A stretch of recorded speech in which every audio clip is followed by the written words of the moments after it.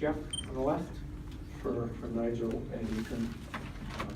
Nigel, you talked about the effect of the victory over Michigan State, what it had on the players. What do you think the effect will be tonight, this victory? Hopefully it'll be the same thing. A reminder, again, to us, a visual reminder, because we've done all the talking, you know, we're better than this, we're capable of playing better, we're capable of winning. Now that we're actually doing that, and we are seeing the results of what we always preach is take care of the little things, and we're finally starting to do that, and it's paying dividends for us. So hopefully throughout the whole team, the guys will realize we are a lot better than our record indicates.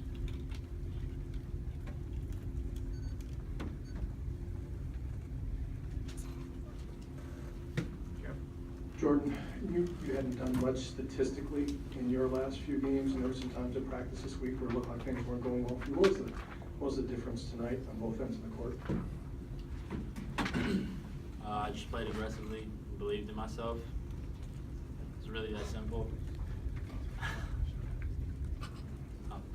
I mean, there's really not a lot to it. I mean, I just tried to make sure that my confidence never wavered and to stay focused, and no matter what happened on the court, just to keep a positive attitude, positive body language, and not let any negativity in.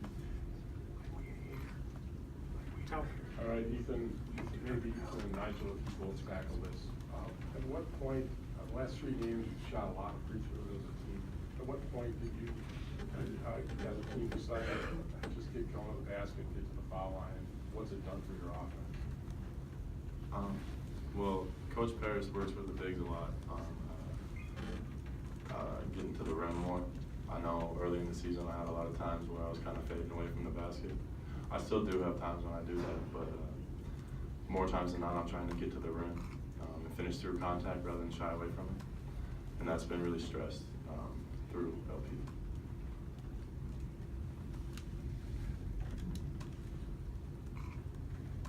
Jeff. Okay, Nigel, kind of a follow-up to that. Did you just, Greg said at one point, Coach Hart said at one point that some of the players would just get Nigel the ball and get out of the way. Was it that simple for you to get to the line, to draw contact and get to the line? Yes. I'll elaborate for you. They were, based on the way they came out, they wanted to play me physically. Maybe they thought that's something I would not like or would not respond to well. And I try to use that against them similarly to when Michigan State came out. We know that they're an aggressive playing team, and I try to do my best to use that against them. So when they overplay, make my counter move, and then at that point, I can do whatever I want and create my contact, try and finish. I left a couple and ones out there, a couple misses at the free throw line, but overall, did a decent job of getting it in.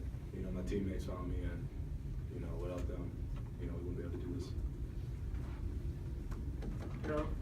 Jordan and Nigel, what's been the biggest difference? What's been the biggest difference over these last 3 games in terms of the team's ability to pull out close victories? I think we're starting to develop habits, as I've always said to the guys, and I try to use last year as an example, not something to lean on, but something we can refer to that last year we had a lot of close games, and we were able to win because we had winning habits, and we did things that when you're used to winning and accustomed to winning, you will find a way to win the games. And earlier in the year, we kind of wavered in that, and we were doing things that put us at disadvantages and would ultimately make us lose, and now we're doing a better job of doing the little things that'll get us to win. So for instance, they had a couple of drives where they missed a layup, they got the offensive rebound, missed it again, and we got it. And then earlier in the year, there were games, first one I can think of, top is the Marquette game. They got an offensive rebound, which ultimately put them up, and that's why they won. So we're doing those things, the things that will give us the winning habits and things we're doing that are allowing us to win. I agree with everything my little bro said. I think also we had to play with heart.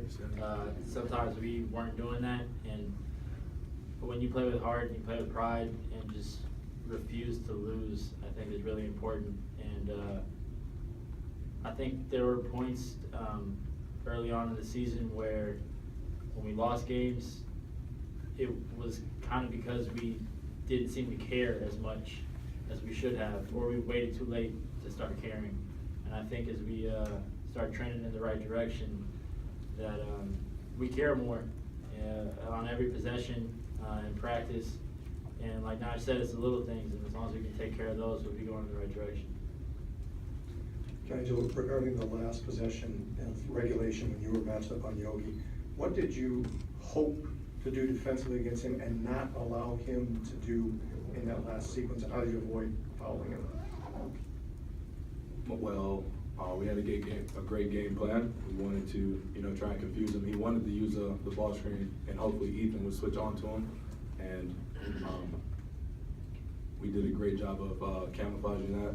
So when I got on him, I didn't want him to, do his. He has a great, series of crossovers. So I didn't want him to do any of that and pull up. So I tried to keep a hand up. And when he got around me, I knew I could give him a couple feet because my length would allow me to recover if he did pull up. He did a step back, I jumped, and luckily he didn't go into me. I tried my best to, stay vertical, but he kind of gave us a break by not going into me and creating that contact. Over on the right. Nigel, were you ever aware on maybe any given possession who was guarding you? And if so, did that play any effect on how you were attacking? No, not at all. I mean, I try to say it as humble and respectfully as possible, but I've, got this mindset that I will feel I'm the best player on the court and no one can guard me. And it's not a matter of, who's guarding me per se. It's a matter of where I catch the ball and what can I do, what move should I do next to try and score. John. Nigel, correct me if I'm wrong, but it looked like you shared that thought with the opponent after the game. Does that just show how emotional this game was for you?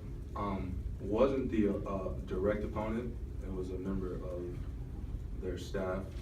It was playful, competitive banter between myself and that individual. It occurred throughout the whole game. There's nothing wrong with that. But we can call him the Madison Spike Lee. And usually when Spike Lee talks, bad things happen for his team. So.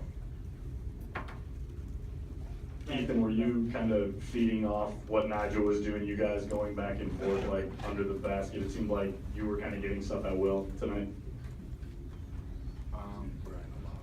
I mean, I guess you could say we were feeding off of each other, but at the same time, I was feeding off on my teammates. There was a couple times where I drove in there and I didn't have anything. One time I specifically remember I kicked it out to Jordan, he knocked down a big three. There were other times where I kicked it out to Nigel and he was able to do something with the ball. So it wasn't really playing off just one person, it was playing off the whole team. Jeff. Ethan, you said again this week that there were times, if there's some frustration, that it affects your play a little bit. You got some frustrated with some calls tonight, but it appeared that you used that on the other end, almost like, give me the ball, I'm gonna attack Ryan. Did that fuel you, some of the calls? Is that some of the frustration? I mean, I've told you specifically before that there have been times where I let my emotions get the best of me. I try to contain that just because I'm so passionate about the game, but at the same time, sometimes you can use it as fuel. And I think I did that with one of those calls that the ref made. Okay, time for one more. Jim on the right. Nigel, Coach Happ talked about the chemistry really coming together in the last 5-6 weeks. How much does that togetherness kind of help, especially the last couple of weeks, and kind of putting you guys, getting you over the hump in close games? Does it had any effect, do you think? I think our chemistry does play a big part, and I agree with Coach Gar, but from my perspective, I think it's just the team collectively. We're starting to do what we've always preached, and that's always take care of the little things, and the big things will take care of themselves. For instance, if you're trying to build a house, the little things, big screws, nails, etc., if you don't put those in properly, your house will not last. And we were trying to build houses without nails and screws, and now I think we've garnered a better foundation as far as taking care of little things, and now it's starting to pay dividends for us. Great analogy. Thanks, guys.